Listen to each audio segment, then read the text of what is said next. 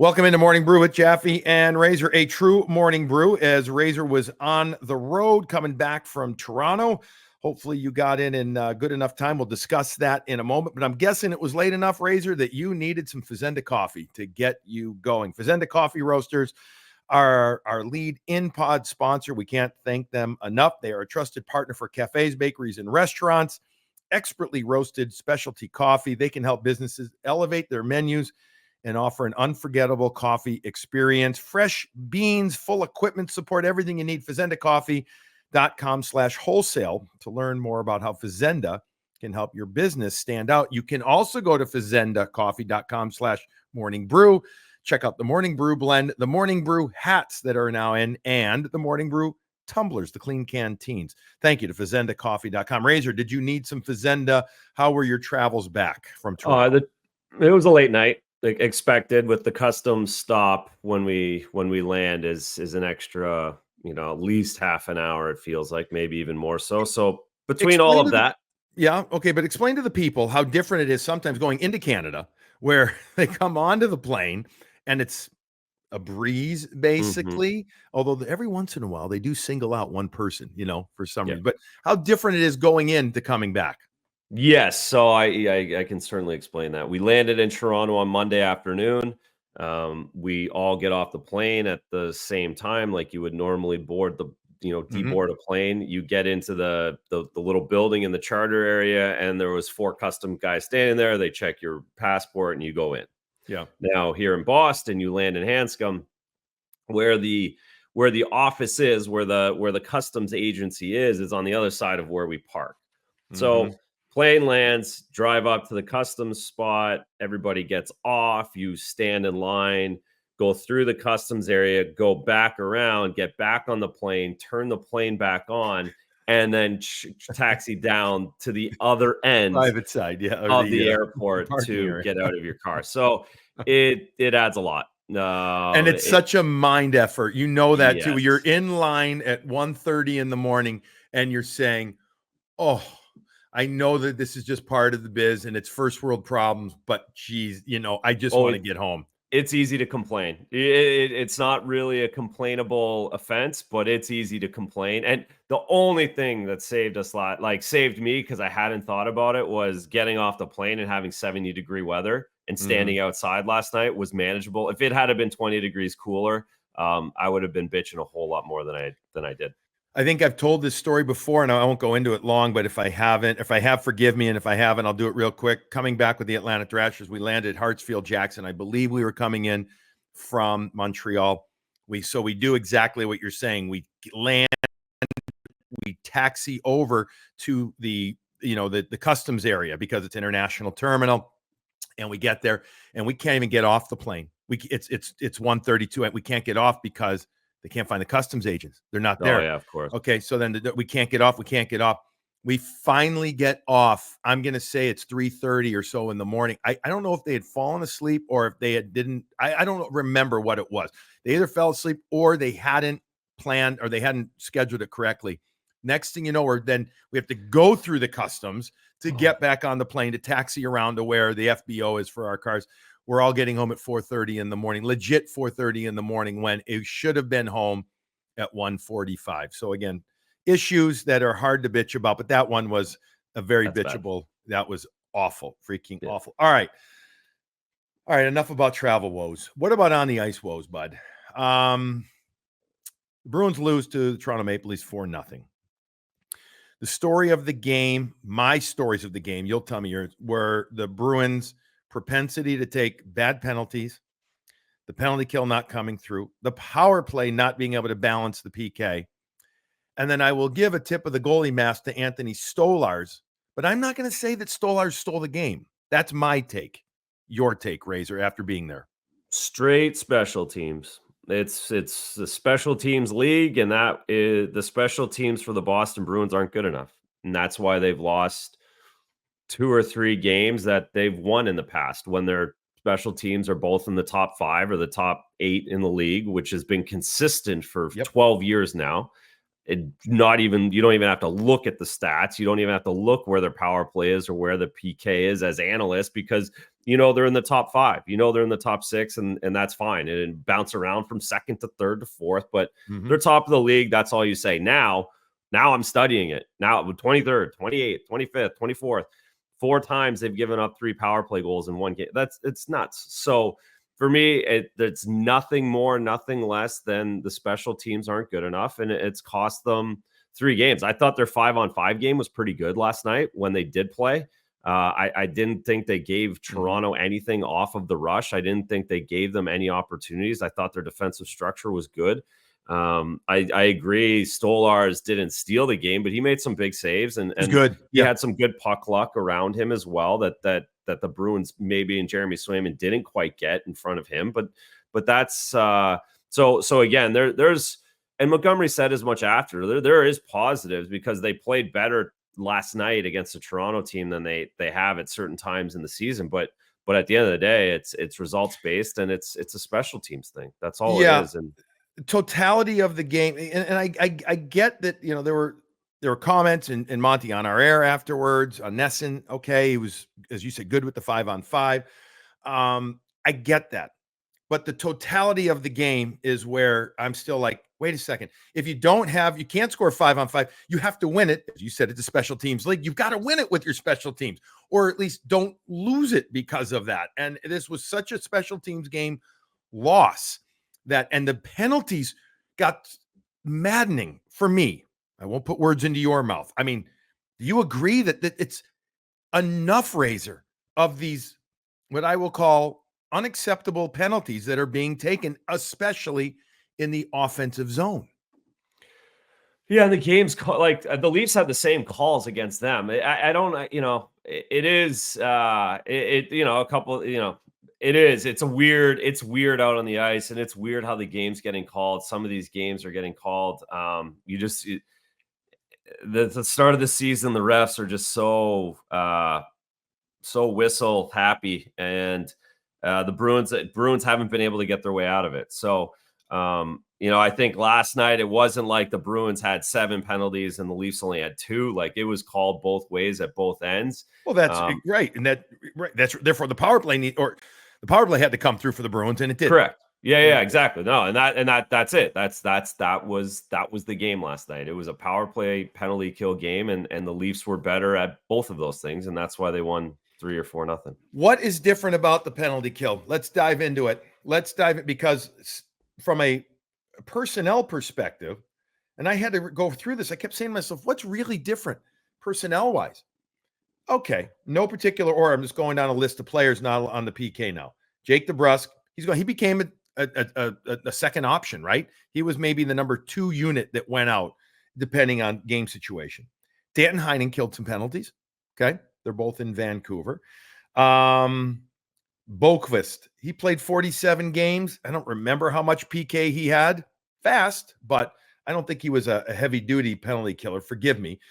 Who else is in here from last year's roster? Matt Grzelcyk, Jacob Lauko, Derek Forbort. But Forbort, I know, was a penalty killer extreme, but he only played 30-something games, if I remember correctly. I'm pulling up 35 games last year, Razor. So what's different? What is going on with the PK? Well, I think there is something to be said about the personnel. Listen, people yelled and screamed at me about Derek Forbort for 2 years, and everyone had something to say critical. Get this guy out of the lineup. And I consistently said, this guy is exactly what you need as a goaltender. I know exactly what you need as a defenseman. He does a lot of things that people underestimate. And I think we're seeing a little bit of that, folks. So anyone who shit on Derek Forbort, I think you're seeing some of that, because he was the first one on the ice over on that left side, every single penalty kill, blocked every single shot.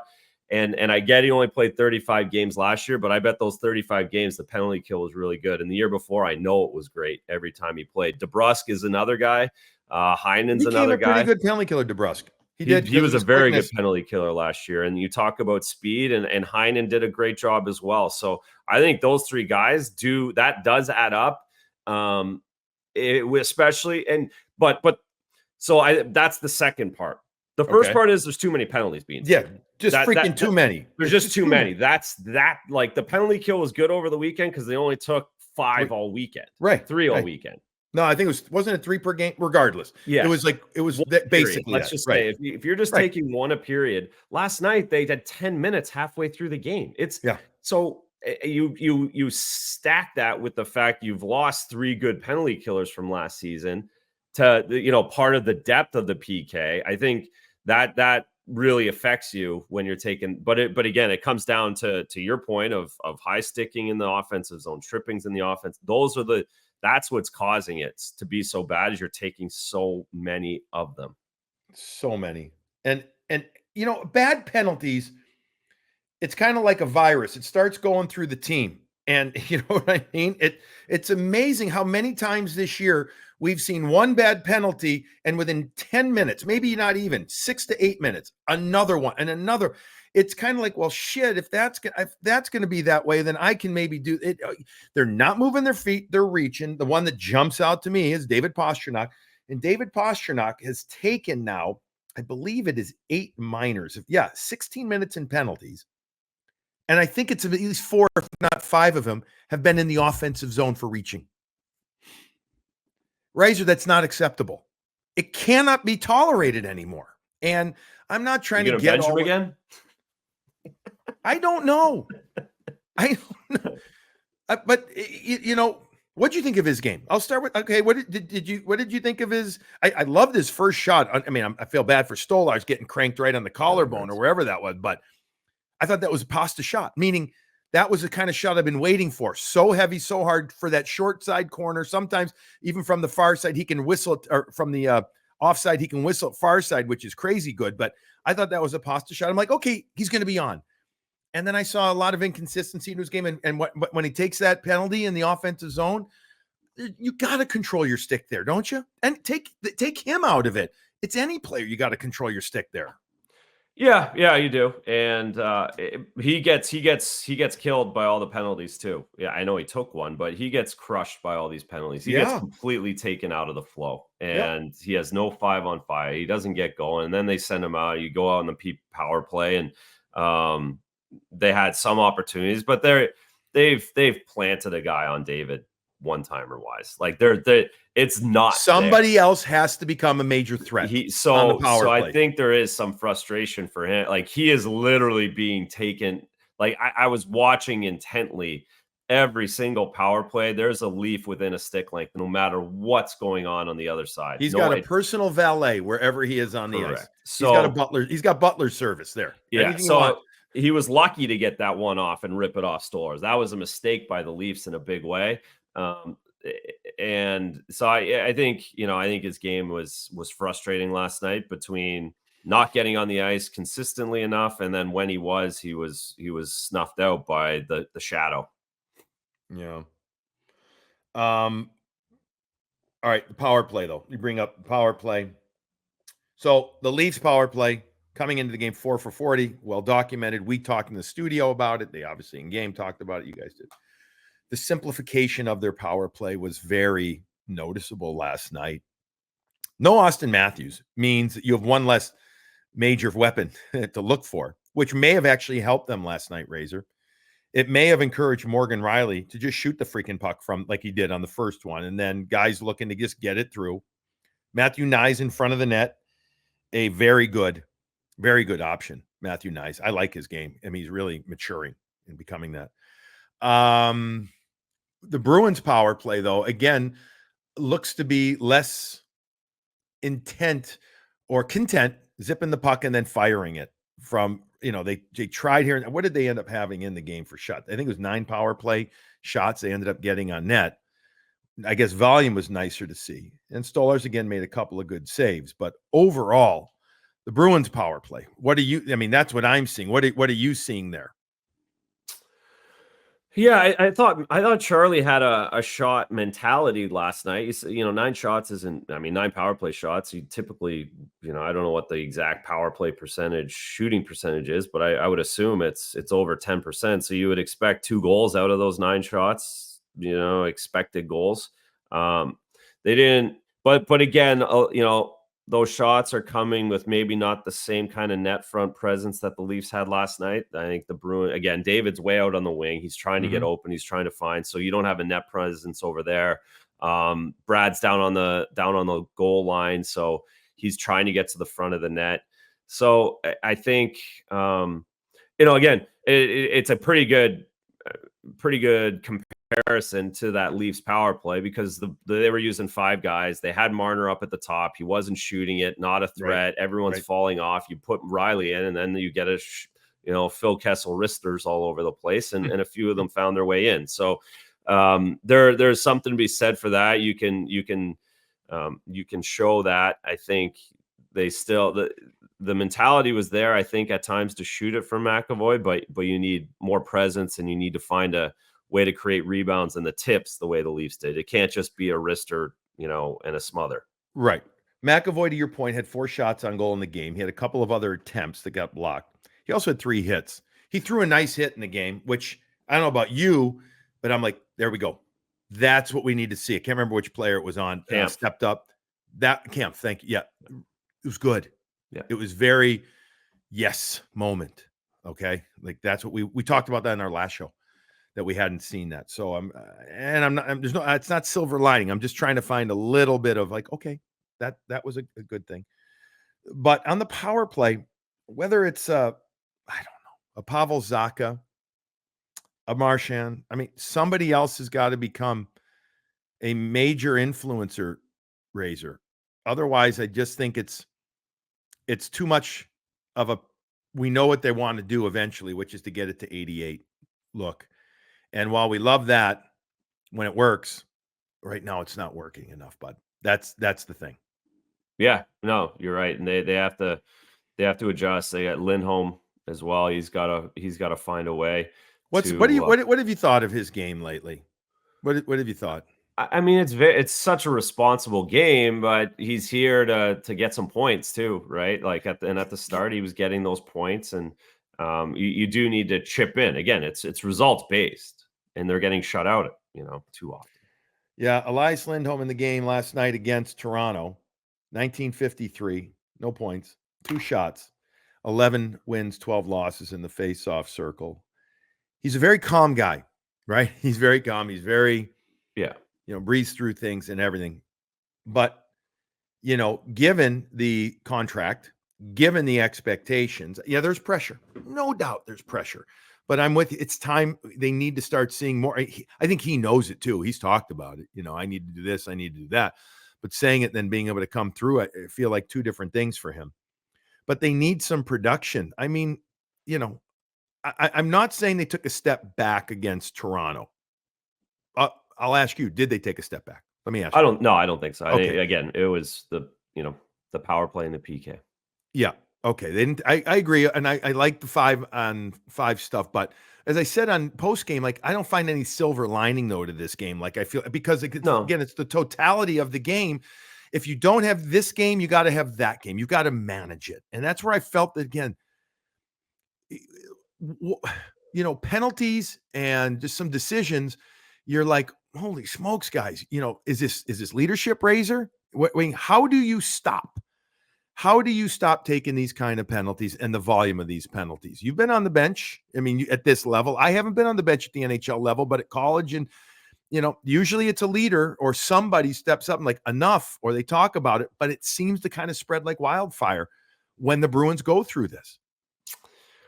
Yeah, I don't know. I think it's certainly more difficult than someone just, standing up and saying we have to stop doing this. I think there's part of it. A lot of it's frustration. A lot of it happens when you're not getting points, or you're not scoring. You feel like your game and you're trying too hard. You're just trying to do too much, and you're trying to get the stick in instead of moving your feet. And it's just a mental thing. But really it's also, why does it seem like everybody goes through a mental thing at the same time? Yeah, well, that's the game, and that's why you can't just look at analytics all the time, and it's not played on a spreadsheet, right? That's the beauty of the game, the beauty of the league itself, because it's so hard, because they have to do it again tomorrow night. everyone's tired today and they got to figure out how to get up and excited tomorrow morning to go to practice and then go play again and not get in the penalty box and move your feet, and you don't feel good about things and stuff's going on at home. Like that's why you play the games. That's the fun of it.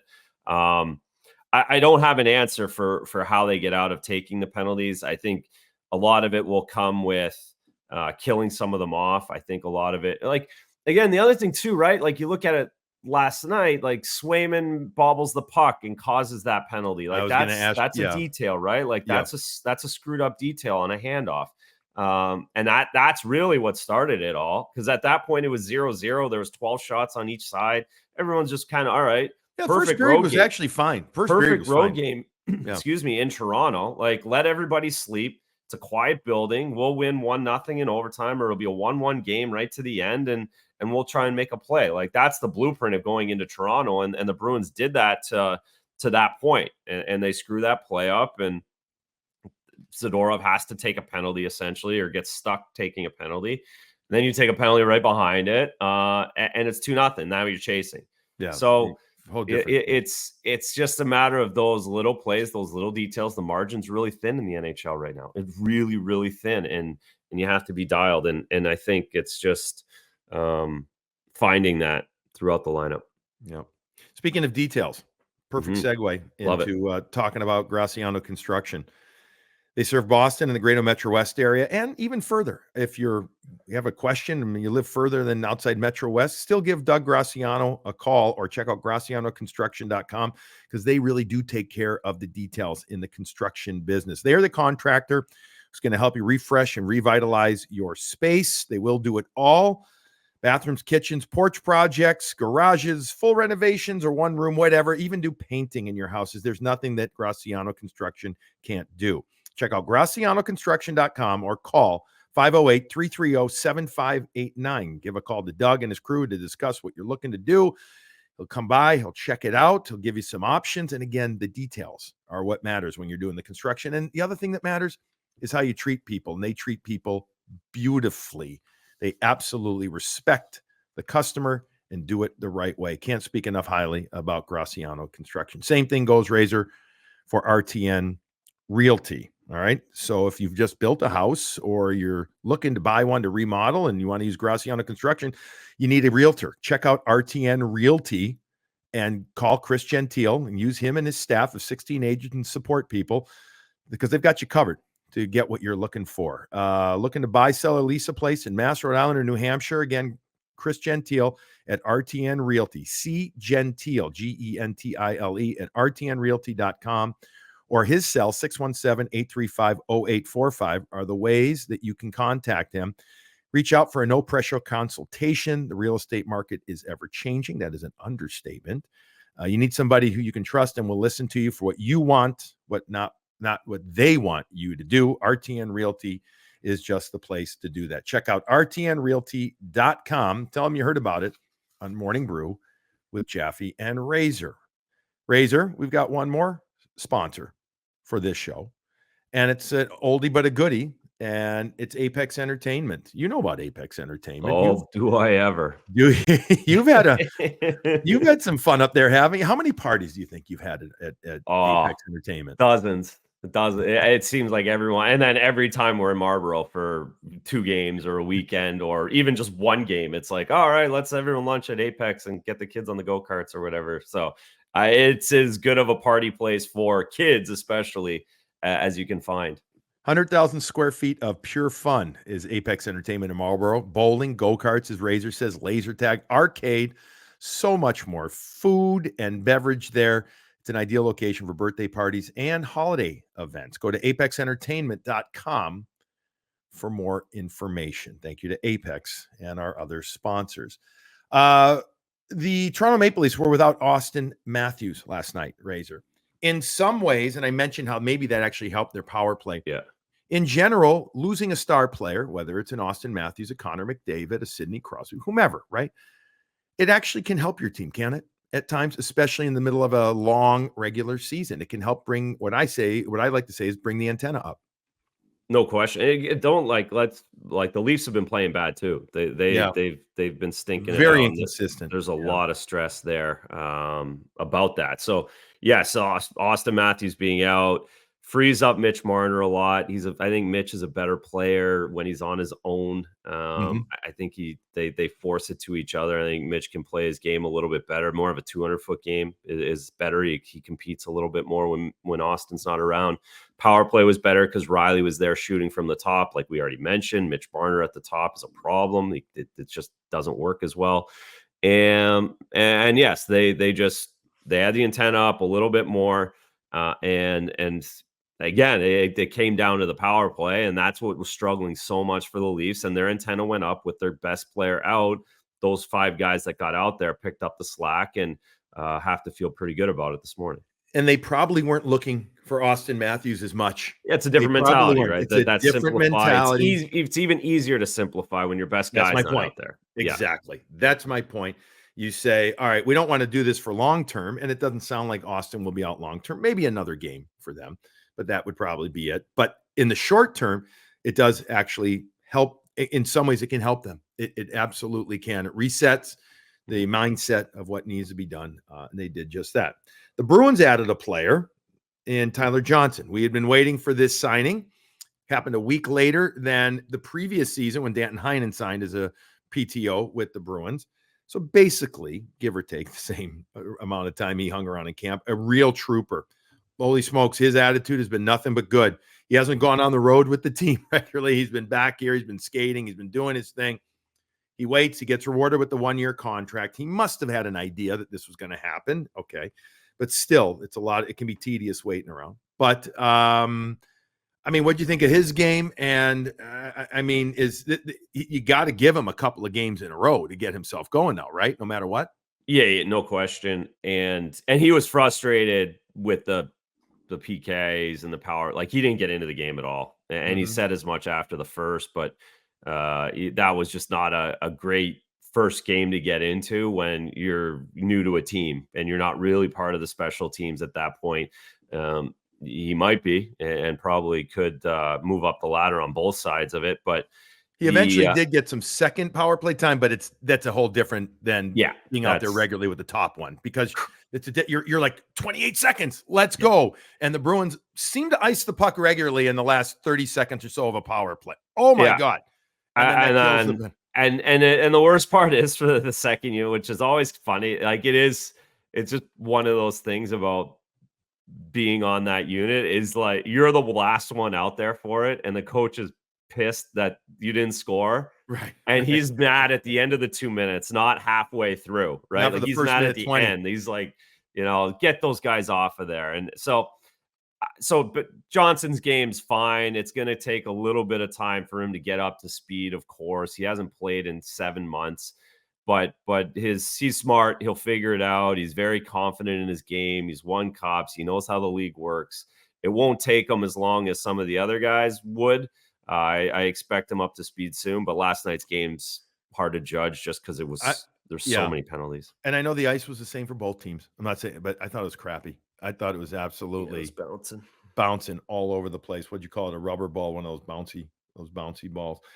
All right, a couple of other numbers to jump out as we wrap up this morning brew with Jaffe and Razor. I'll just tell you what, Tyler Johnson played 13:51 on 19 shifts. He had 1 shot on goal. Mark Kastelik credited with 8 hits. The kid's always looking to do something, always looking to try to create, always trying to bring the energy. There were some good 5-on-5 shifts. I still thought the Coyle line, to me, was the best line. So Charlie Coyle, I feel like, has had some good performances now, multiple in a row, 3 in a row. He played 18-33, 3 shots, 3 hits, 6 for 7 in the face-off circle. Brazeau with an opportunity in the game, hit the post early on. He had 3 shots and only 12-20 of ice time. I don't know. I mean, I'm curious to see if, Morgan Geekie was the player that was scratched. Does he get back in? Does he not? Does he take somebody else's spot for the Calgary game? I guess we will know after morning skate or early on the morning skate tomorrow what the team's looking to do there. But now the Bruins have an opportunity to rebound against Calgary on Thursday night. Team that played in Montreal on Tuesday night. What did they end up winning in overtime? They won 3-2, yeah. 3-2 in OT. Okay, thank you. Yes. Yes, it was in overtime. They come into town. They've been better than I thought they'd be, the Calgary Flames. The Bruins then faced the Ottawa Senators on Saturday night. The Sens got beat heavy 5-1 last night to the Buffalo Sabres. Linus Ullmark not looking sharp. 0-4 Linus Ullmark. Oh, yeah, right now. And he's got that new 4-year, $8+ million contract. So interesting to see what happens there. All right, anything else you want to touch on before we wrap this up, bud? No.